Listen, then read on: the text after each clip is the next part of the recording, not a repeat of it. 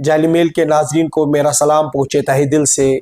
आज दुनिया की तारीख में बांग्लादेश एक ऐसा मुल्क उभर के आ रहा है जहाँ के इश्यूज़ पूरी दुनिया की सियासत पे अपना असर डाल सकते हैं।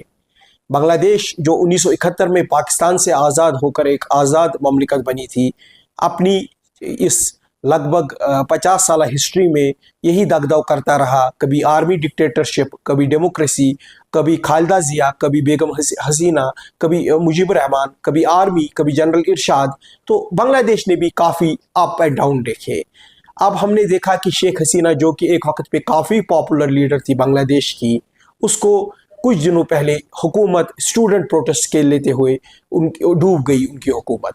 ये डूबी क्यों हुकूमत? इसके पस मंज़र वो रिजर्वेशन थी जो दी जाती थी अवामी लीग और उनके सपोर्टर्स को। हालांकि सुप्रीम कोर्ट ने तो इसको स्ट्राइक डाउन किया था, लेकिन स्टूडेंट्स को जो गुस्सा था और लग रहा है कि opposition BNP, Bangladesh nationalist party जो कि खालिदा जिया जिसको चला रही है, और जमात इस्लामी जिसको काफ़ी देर तक बैन लगी है, जिनके काफ़ी लीडर्स को कैपिटल पनिशमेंट भी मिला था, हैंग टू डेथ किया गया था अवामी लीग की तरफ से, जो अपोजिशन शायद पिछले 10-15 साल में इलेक्शन नहीं कंटेस्ट कर पाई, उसका भी एक गुस्सा था और जो स्ट्रीट ऑफ बांग्लादेश में हमने देखा।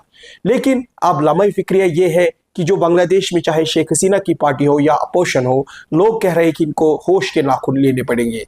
हमने स्टूडेंट मूवमेंट में कुछ अगली पिक्चर्स भी देखे। हमने दिल को दुख पहुंचाने वाली वो पिक्चर भी देखी जब वुमेन अंडरगारमेंट्स को लहराया गया, जिससे मुस्लिम दुनिया और बांग्लादेशी आवाम का खुद भी नाम खराब हो रहा है। हिंदू कम्युनिटी, माइनॉरिटीज़ पे जो अटैक है वो भी अफसोसनाक है।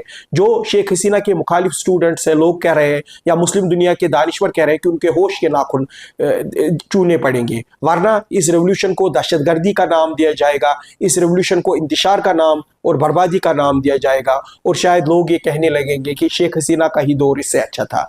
लेकिन अब इसमें थोड़ी उम्मीद की ये किरण है कि बांग्लादेशी स्टूडेंट्स ने Nobel prize laureate doctor Muhammad Yunus को कहा है कि वो हुकूमत हेड करे।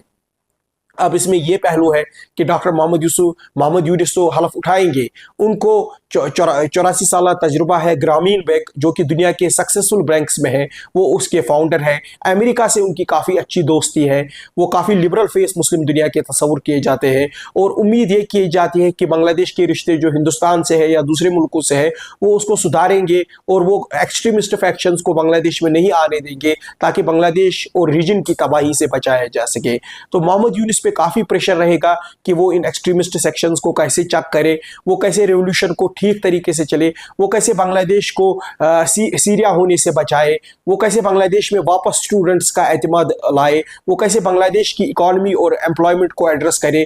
कि और ज़्यादा चैलेंज ये है आज के बांग्लादेश में कि लूट जो माइनॉरिटी हिंदू कम्युनिटी या अवामी लीग के सपोर्टर्स के खिलाफ है, वो कैसे रोका जाए। क्योंकि रेवोल्यूशन को तो लोगों ने पज़िराई की, लेकिन इस लूट, इस गुंडागर्दी को कोई वैलिडेट नहीं कर पाएगा।